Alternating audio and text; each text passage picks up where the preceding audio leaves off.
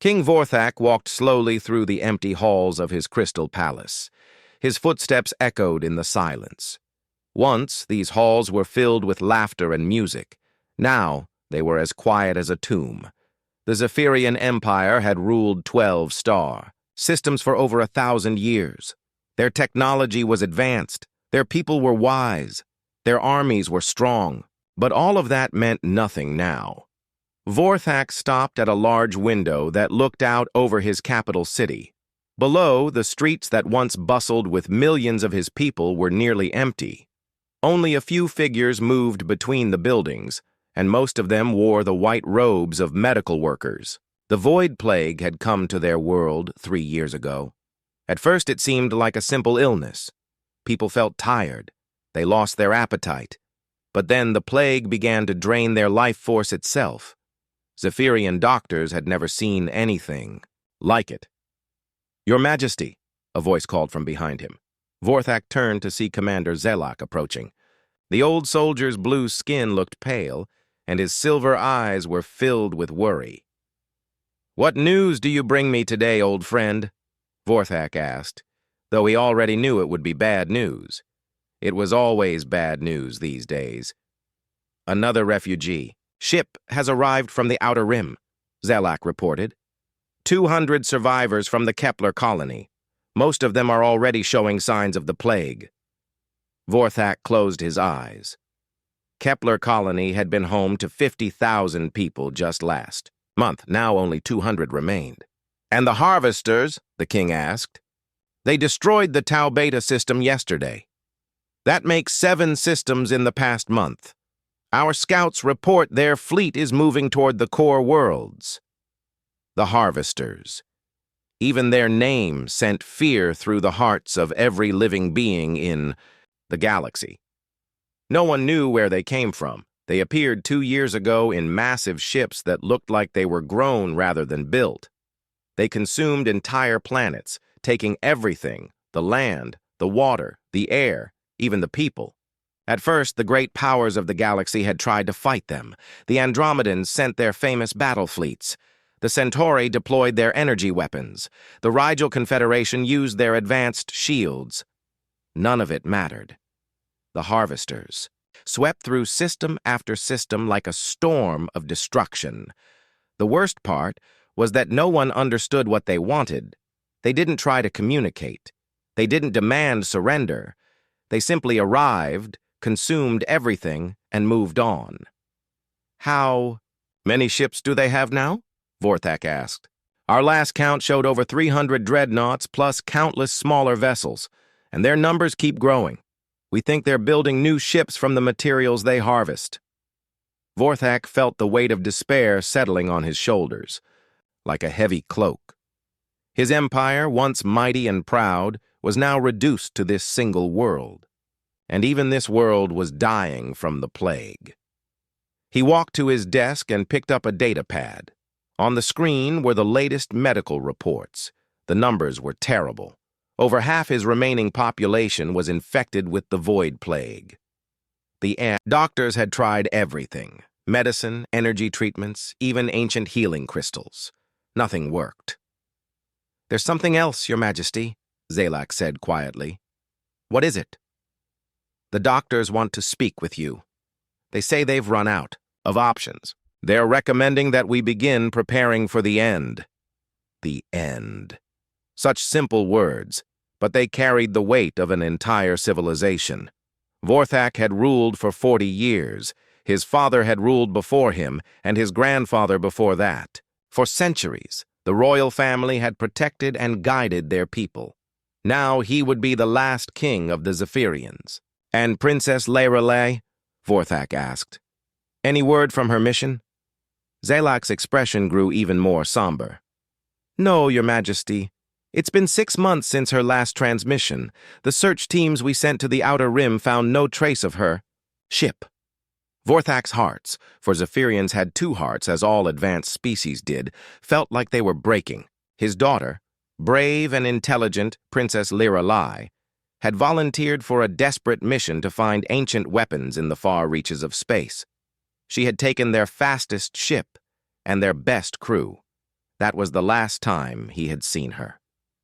Every day since then, he had hoped for news. Every day, he had prayed to the ancient spirits that she would return. But as the months passed, hope had faded like a dying star. He walked to another window, this one facing the spaceport. A refugee ship was landing, its hull scarred and blackened from battle. More survivors, more sick and desperate people looking to their king for salvation he could not provide. "Commander," Vorthak said slowly, "prepare the surrender documents." Zelak's eyes widened. "Your Majesty?" "You heard me. Contact the harvesters. Tell them we surrender. Perhaps if we give them what they want without a fight, they will allow some of our people to live." "But, sir, we don't even know if they accept surrenders. No one has ever tried to communicate with them." "Then we will be the first to try." Vorthak's voice was firm, but inside he felt like he was dying. "I will not watch my people suffer any longer. If there is even a small chance that surrender might save some lives, I must take it." Zelak stood at attention. "I understand, Your Majesty. I'll begin preparing the documents immediately." As the commander left, Vorthak returned to his desk. On it sat a picture of Princess Lyrelai taken on her 20th birthday. She was smiling, her silver hair shining in the sunlight, her purple eyes bright with intelligence and joy. She had been so excited about her upcoming mission, so certain she could find something to help their people. "Forgive me, my daughter," he whispered to the picture. "I failed you. I failed our people. I failed our entire civilization." Outside, the sun was setting over the capital city. The sky turned beautiful shades of purple and gold, but Vorthak felt no joy in its beauty. Tomorrow, he would sign the documents that would end thousands of years of Zephyrian independence. He picked up a pen made from crystallized starlight, a gift from his father on his coronation day. Tomorrow, this pen would write the final chapter of his empire's story. But tonight, he would sit in his empty palace and remember better days, when his people were strong and his daughter was safe at his side. As darkness fell over the dying world, King Vorthak sat alone with his memories and his regrets, unaware that far above in the cold depths of space, something was about to change. Everything! The alarm bells rang through the crystal palace like thunder. King Vorthak dropped his pen and looked up from the surrender documents he was about to sign. Commander Zelak burst through the throne room doors, his face filled with excitement. "Your Majesty!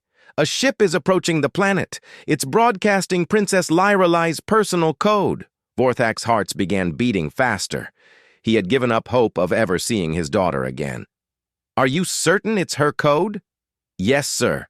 The computer has verified it 3 times. The ship is requesting permission to land in the royal courtyard. Grant it immediately." Vorthak stood up, his purple robes flowing behind him as he hurried toward the landing platform. For the first time in months, he felt something that wasn't despair. The ship that landed was nothing like the sleek vessel Lyrelai had taken on her mission. This one was scarred and patched, with burn marks across its hull. Parts of it looked like they had been welded together from different ships. But it was flying, and it carried his daughter. The landing ramp lowered with a hiss of escaping air. Princess Lyrelai stepped out, and Vorthak's hearts nearly stopped. She looked older, more serious. Her silver hair was shorter, and there were new lines around her purple eyes. But she was alive. "Father," she said, running to embrace him. "I thought I would never see you again." "My daughter," Vorthak held her tightly. "I feared you were lost forever." "Your ship was destroyed," Lyrelai said. "But that's a long story. Right now, there's someone I need you to meet." For the first time, Vorthak noticed that his daughter had not come alone. Behind her stood a figure he had never seen before. The being was shorter than a Zephyrian, with strange pale skin and dark hair. Its eyes were brown instead of the silver or purple that all civilized species had. "Father, this is Captain Marcus Chen. He's from a species called humans. He saved my life." The human stepped forward and gave a small bow. "Your Majesty, I'm honored to meet you." Vorthak studied this strange being. Humans were not unknown to the Zephyrians, but they were considered a young and primitive species. They had only recently developed space travel and had never been involved in galactic politics. "You saved my daughter?" Vorthak asked. "Actually, sir, she saved herself most of the time. I just helped a little." Lyrelai smiled. "Don't let him fool you, father." Marcus organized a rescue mission when my ship was shot down over his colony world. His people had never seen a Zephyrian before, but they risked their lives to save a complete stranger. "Tell me what happened," Vorthak said as they walked toward the palace. "Everything." As they entered the throne room, Lyrelai began her story. "My mission took me to the Outer Rim, searching for ancient weapons or technology that might help us fight the Harvesters. I found some promising leads on a dead world called Kepler 442b. But as I was leaving, a Harvester patrol found me." 3 ships, Marcus added. "Big ones. They destroyed her vessel before she could escape. I managed to get to an escape pod and crashed on New Terra, Marcus's colony world. I was badly injured and infected with the Void Plague. I thought I was going to die there." Vorthak felt cold fear grip him. "The plague? But you look healthy." "That's the incredible part, Father. Marcus found me in the wreckage. When he saw I was sick, he didn't run away or leave me to die. He took me to his people's medical center." Marcus shifted uncomfortably. "It was the right thing to do. His people had never seen the Void Plague before," Lyrelai continued. "But Marcus is a doctor as well as a soldier. He studied my symptoms and ran tests. And Father, he discovered something amazing." "What?" "Humans are immune to the Void Plague. Completely immune. And more than that, Marcus's blood contains something that can fight the plague." Vorthak stared at the human in disbelief. "That's impossible. Our best scientists have studied the plague for years. There is no cure." "I thought the same thing," Lyrelai said. "But Marcus treated me with a medicine made from human blood plasma. Within days, I was getting better. Within a week, I was completely cured." Marcus pulled out a small medical device. "I've brought samples of the treatment with me, Your Majesty. With your permission, I'd like to try it on some of your sick people." "You would do that?" "For strangers?" "They're not strangers, sir. They're people who need help. That's enough for me." Vorthak looked at this strange human with new eyes. Most species in the galaxy were suspicious of outsiders. They helped their own kind first and sometimes never helped others at all. But this human was offering to help people he had never met, from a species he barely knew. "There's more, Father," Lyrelai said. "The Harvesters found New Terra while I was recovering. 3 dreadnoughts came to harvest the planet. The colonists had no military ships, no advanced weapons. By all logic, they should have been destroyed in minutes. But they weren't? Marcus organized the defense. He turned mining ships into fighters, used construction equipment as weapons, and coordinated attacks that confused the Harvesters. They held off 3 dreadnoughts for 6 hours until help arrived." "Help?" "Other human colonies heard about the attack and came to help. Dozens of ships all working together without any central command. I've never seen anything like it. Father, humans don't just refuse to give up. They inspire others to keep fighting too." Vorthak was quiet for a long moment, processing everything he had heard. Then alarm bells began ringing again throughout the palace. Commander Zelak ran into the throne room. "Your Majesty, long-range sensors have detected a massive Harvester fleet approaching the system. 1 dreadnought and dozens of smaller ships. They're demanding our immediate surrender. They've given us exactly 1 hour to comply." The room fell silent. Vorthak felt the familiar weight of despair settling on him again. Even with his daughter returned and this miraculous cure for the plague, they were still facing destruction. But Marcus was studying the tactical display that Zelak had brought. His brown eyes were focused and calm. "Princess," he said quietly, Do you still have those energy readings from the harvester ships you collected during your mission? Yes. Why? I have an idea. It's crazy, and it might not work, but it's better than surrendering. Marcus looked at King Vorthak.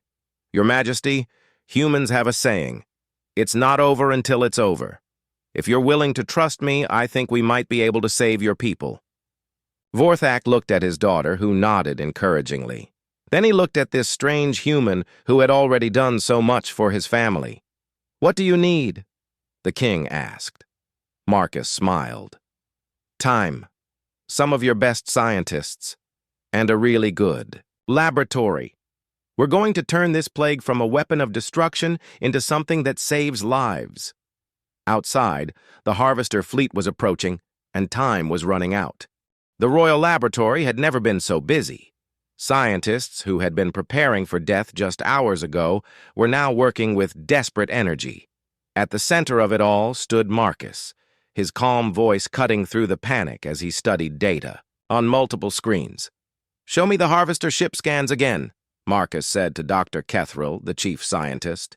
Human, you must understand. Dr. Kethril's silver eyes were filled with doubt. We have studied these ships for 2 years. They are completely mechanical. There is no biological component. That's where you're wrong, Marcus said, pointing to a section of the scan data. Look at this energy pattern here. And this growth, structure along the hull. Your computers classified it as advanced metal, but I've seen something like this before. Princess Lyrelai leaned over his shoulder. Where? On New Terra, we had a problem with a space fungus that grew on our mining equipment. It looked mechanical from the outside, but it was actually alive. The energy signature is almost identical. King Vorthak watched from the corner of the laboratory. Around him, his generals were arguing about impossible battle plans. But the human ignored them all, focused completely on the problem in front of him. Even if you're right, Dr. Kethril said, what difference does it make? We have 43 minutes before they reach us. It makes all the difference, Marcus said. If these ships are partially biological, then they might be vulnerable to biological weapons. And we have the perfect biological weapon right here. He held up a vial of the medicine that had cured Princess Lyrelai. The plague cure? But that heals people. It doesn't hurt them. Exactly. But what if the harvesters are using the void plague as part of their ship systems? What if they need the plague to control their vessels? The room fell silent. Commander. Zelak stepped forward. You're saying the plague isn't just a weapon. It's how they operate their ships. Think about it, Marcus said, his excitement growing. The plague drains life force, right? Where does that energy go? What if it's being collected and used to power their technology? Dr. Kethril's eyes widened. By the ancient stars? If you're correct, then curing the plague wouldn't just heal people. It would shut down their ships, Marcus finished. Or at least damage them badly. But how do we get the cure to their ships? Princess Lyrelai asked. They're not going to let us aboard. Marcus was already working on his portable computer. We don't need to board them. We can deliver it the same way they deliver the plague to planets, through the air. Impossible, one of the generals said. The cure works in blood. You can't make it airborne. Actually, you can, Marcus said. Where I come from, we have something called aerosol medicine. You take a liquid medicine and turn it into a fine mist that people can breathe. Dr. Kethril was studying the chemical formula Marcus had put on the main screen. This could actually work, but we would need massive amounts of the cure to affect ships that large. How much do you need? King Vorthak asked. At least 10,000 doses, Dr. Kethril replied. And we only have enough human blood plasma for maybe 50 doses. Marcus smiled. Then it's a good thing humans are tough. I can give you what you need. Marcus, no! Princess Lyrelai grabbed his arm. That much blood loss could kill you. Maybe. But if we don't try, everyone on this planet dies for sure. Marcus looked at the king. Your Majesty, I need your medical team to set up blood extraction equipment. Fast. Absolutely not, King Vorthak said firmly. I will not allow you to sacrifice your life for us. With respect, sir, it's not your choice. It's mine. Marcus was already rolling up his sleeve. Besides, humans are harder to kill than you think. And I have another idea that might help. He turned to Commander Zalak. Do you have any way to contact other human colonies? Any ships in the area? Why? Because humans help each other. If they know what's happening here, they'll come. And every human who comes brings more blood we can use. Zalak looked at King Vorthak, who nodded. Send the message. Full emergency broadcast. As the medical team prepared the blood extraction equipment, Marcus continued working on his computer. Dr. Kethril, I need you to modify your atmospheric processors. We need to turn them into giant aerosol dispensers. That will take hours of work. Then we better start now. We have 37 minutes.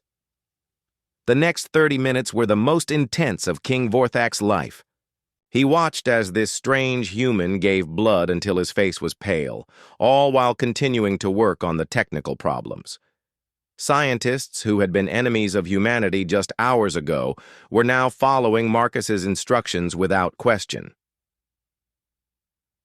Princess Lyrale worked beside Marcus, her hands flying over control panels. The atmospheric processors are ready. We've loaded them with the first batch of aerosol cure. Good. How's the delivery system coming? We've modified 3 of our fastest ships to carry aerosol dispensers. But Marcus, someone has to fly close to the harvester ships to release the cure. It's basically a suicide mission. Marcus nodded calmly. I know. I'll do it. No, King Vorthak said. I've lost too much already. I won't lose the person who gave us hope. Then who? Marcus asked. Before anyone could answer, alarms began blaring again. Commander Zalak's voice came over the communication system. Multiple ships dropping out of hyperspace. Unknown vessels approaching the planet. Everyone ran to the windows. In the sky above, dozens of ships were appearing. They were smaller than the Harvester Dreadnought, but there were many of them. Are those more Harvesters? Dr. Kethril asked. Marcus looked through a telescope and smiled. No. Those are human ships. I told you humans help each other. King Vorthak watched in amazement as ship after ship appeared in his sky.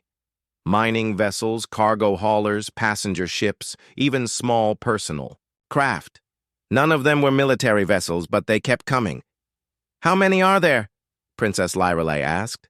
At least 60 ships so far, Zalak reported, and more are still arriving. Marcus was back at his computer, coordinating with the arriving ships. This changes everything. We don't need a suicide mission anymore. We can use the human ships to deliver the cure from multiple angles while the harvester ship is distracted. Will it work? King Vorthak asked. I don't know, Marcus admitted. But humans have another saying, nothing ventured, nothing gained. We're about to find out if the cure can really stop the harvesters. Outside, the massive Harvester Dreadnought was entering the planet's atmosphere, its dark hull blocking out the sun. Around it, dozens of human ships moved into position, ready to risk everything for people they had never met. The battle for the future of the galaxy was about to begin. The massive Harvester Dreadnought hung in the sky like a dark moon. Its hull was black and twisted, with organic curves that pulsed with sickly green light. Smaller harvester ships surrounded it like hungry predators waiting to feast. In the Royal Command Center, Marcus stood before a wall of screens showing the approaching enemy fleet. His face was still pale from giving so much blood, but his eyes were bright with determination. All human ships, this is Captain Chen, he spoke into his communicator. You know why you're here. Today we're not fighting for territory or resources. We're fighting for the right of all species to exist. King Vorthak listened to the responses coming from the human ships. Miners, traders, farmers, teachers, ordinary people who had dropped everything to help strangers in need. Captain Chen, This is the cargo hauler New Hope. We're ready. Prairie Wind standing by. Let's show these things what humans can do. Mining ship Iron Will here. Our drilling equipment is armed and ready. Princess Lyrelay stood beside Marcus, coordinating the attack plan. The aerosol cure is loaded into 43 ships. Each ship has enough to cover one section of the dreadnought. What about the smaller harvester ships? Commander Zelak asked. The remaining human ships will handle them, Marcus said. They'll use standard weapons to keep them busy while we deliver the cure to the main ship. Dr. Kethril approached with a worried expression. Captain Chen, I must ask again. Are you certain this will work? If the harvester ships aren't biological, the cure will do nothing. There's only one way to find out, Marcus replied. All ships, begin the attack run. The human fleet moved forward like a swarm of angry bees. They had no formation, no military training, but they moved with purpose. Mining ships fired their rock-cutting lasers at harvester vessels. Cargo haulers rammed into enemy fighters. Passenger ships used their navigation deflectors as weapons. King Vorthak watched in amazement. They're not soldiers, but they fight, like heroes. That's what humans do, Princess Lyrelay said proudly. When someone needs help, they help. The harvester ships responded with deadly beams of energy that could destroy a ship in seconds. Several human vessels exploded in bright flashes, but the others kept coming. For every human ship that fell, 2 more took its place. New Hope to all ships, came a voice over the radio. I'm hit and going down, but I got my cure delivered. The dreadnought's left section is covered. Iron Will here. Cure deployed on the right section. I'm seeing some kind of reaction in the hull. Marcus gripped his communicator tighter. What kind of reaction? The green lights are flickering. Parts of the hull are changing color. On the main screen, King Vorthak could see it too. Sections of the harvester dreadnought were turning from black to gray, and the pulsing green lights were fading. It's working! Dr. Kethril shouted. The cure is affecting their ship! But then something unexpected happened. Instead of crashing or shutting down, the harvester dreadnought began transmitting a signal. Not the usual silence that marked all harvester communications, but actual words. Please, stop. The voice was weak and filled with pain. We are not enemies. Everyone in the command center froze. Marcus was the first to speak. All ships, cease fire immediately. Captain, what are you doing? One of the human pilots asked. We have them on the run. I said cease fire, now. The voice from the harvester ship continued. We are sick, like you were sick. The plague controls us, makes us do things we do not want to do. Princess Lyrelay's eyes widened. Father, they're not conquerors. They're victims. The harvester dreadnought was changing rapidly now.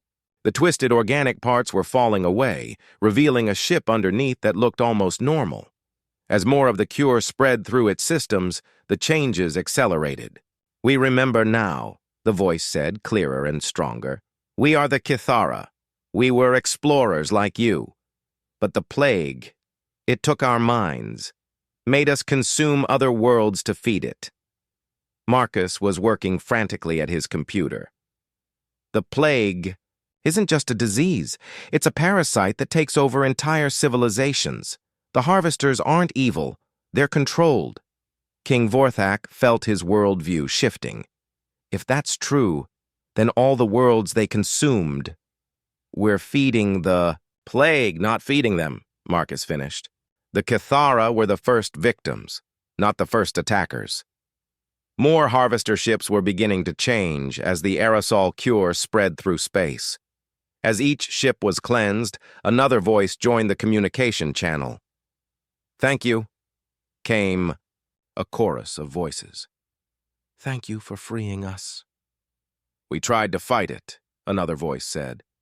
For so long we tried to resist, but the plague was too strong. Marcus spoke into his communicator.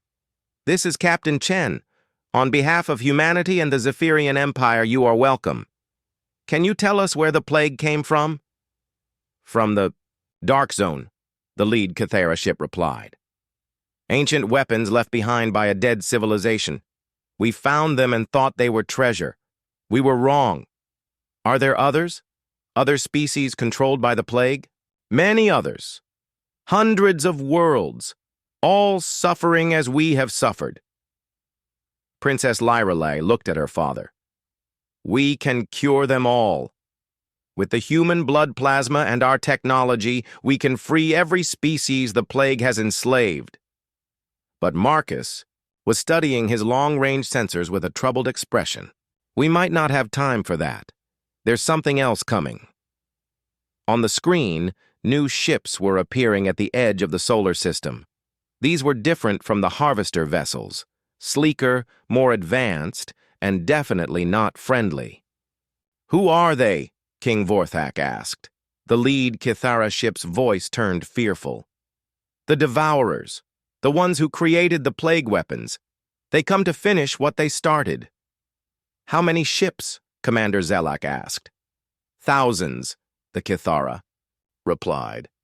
They have been hunting us across the galaxy, making sure the plague spreads to every world.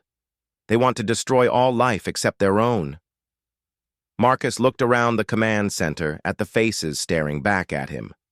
Zephyrians, Cathara, and humans, former enemies now united by a common threat. Well, he said with a small smile, I guess we'll need a bigger plan. Outside, the Devourer fleet was approaching, and the real battle for the galaxy was about to begin. The Devourer fleet filled the space around the Zephyrian homeworld like a dark storm cloud. Their ships were massive and silver, each one the size of a small moon. King Vorthak had never seen anything so terrifying in all his years of rule. How many are there? He asked Commander Zelak. Our sensors count over 2,000 ships, Your Majesty. Each one carries enough firepower to destroy a planet. In the command center, Marcus stood surrounded by communication screens. On one screen was the face of a Cathara captain, his blue skin now healthy instead of the sickly green it had been under the plague's control. On another screen were the faces of human ship captains, ready to fight despite being badly outnumbered. This is hopeless, Dr. Kethril said quietly. Even with the Cathara ships helping us, we're outnumbered 50-1. Numbers don't mean everything, Marcus replied. Sometimes the smallest force can win if they have something the enemy doesn't expect. And what do we have that they don't expect? Princess Lyrelei asked. Marcus smiled. Hope, unity, and the fact that we refuse to give up. A new voice filled the command center, cold, mechanical, and filled with hatred. Primitive species, you have interfered with our great work. Surrender now, and we will make your deaths quick. This is King Vorthak of the Zephyrian Empire. We will not surrender to murderers and plague makers. Then you will die slowly, like all the other inferior races we have cleansed from the galaxy. The communication ended, and immediately the Devourer ships began moving toward the planet, their weapons powered up with a sound like thunder. All ships, this is Captain Chen, Marcus spoke into his communicator. Today, we're not just fighting for one world or one species. We're fighting for the right of all life to exist in this galaxy. Human ships, protect the medical vessels. Cathara ships, use your knowledge of Devourer tactics. Zephyrian ships, coordinate our defense. Let's show these destroyers what happens when good people work together. The battle began like a storm breaking over the planet. Devourer ships fired, beams of pure energy that could cut through the strongest armor. But the Allied fleet didn't fight like the enemies the Devourers expected. Human cargo ships used their loading cranes to grab Devourer fighters and throw them into each other. Cathara vessels, now free from the plague's control, fought with desperate courage to protect the worlds they had once been forced to attack. Zephyrian warships provided covering fire, while medical ships worked frantically to produce more cure. Father, look at this. Princess Lyrelai pointed to the tactical display.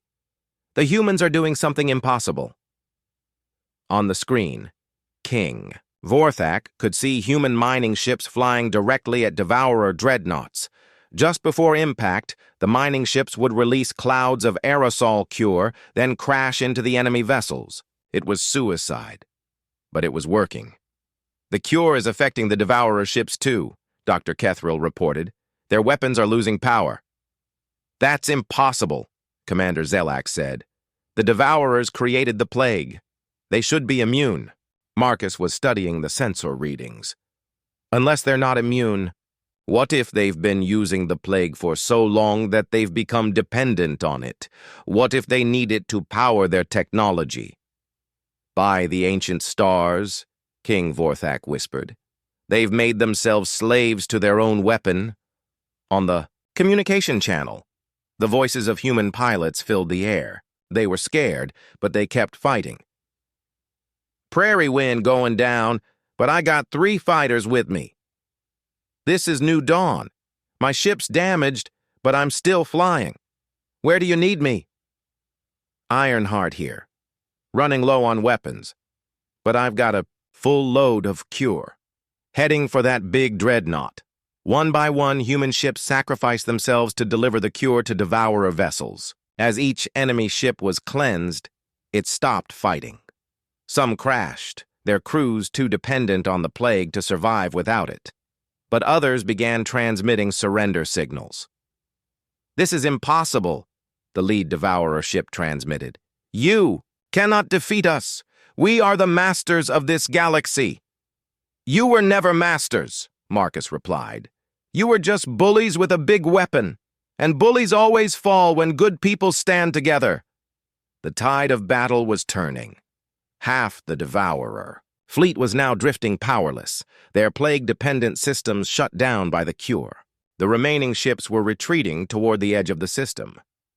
Shall we pursue them? The Cathara captain asked. No, Marcus said. Let them go. Maybe they'll learn something from this defeat. As the last devourer ships disappeared into hyperspace, King Vorthak looked around his command center. Human, Cathara, and Zephyrian faces all shared the same expression of wonder and relief. It's over, Princess Lyrelai said softly. The plague, the harvesters, the devourers, it's all over. No, Marcus said, but he was smiling. It's not over. It's just beginning. What do you mean? King Vorthak asked. The Cathara told us there are hundreds of worlds still controlled by the plague, billions of people enslaved, forced to attack others against their will. We have the cure now. We have the knowledge, and we have something even more important. What's that? We have each other. Humans, Zephyrians, Cathara, maybe even some reformed devourers, all working together to heal the galaxy instead of destroying it. 3 months later, King Vorthak stood in the same throne room where he had once prepared to surrender. But now it looked completely different. The room was filled with representatives from dozens of species, all working together on the Galactic Healing Project. Marcus was there too, though he had refused all offers of titles or rewards.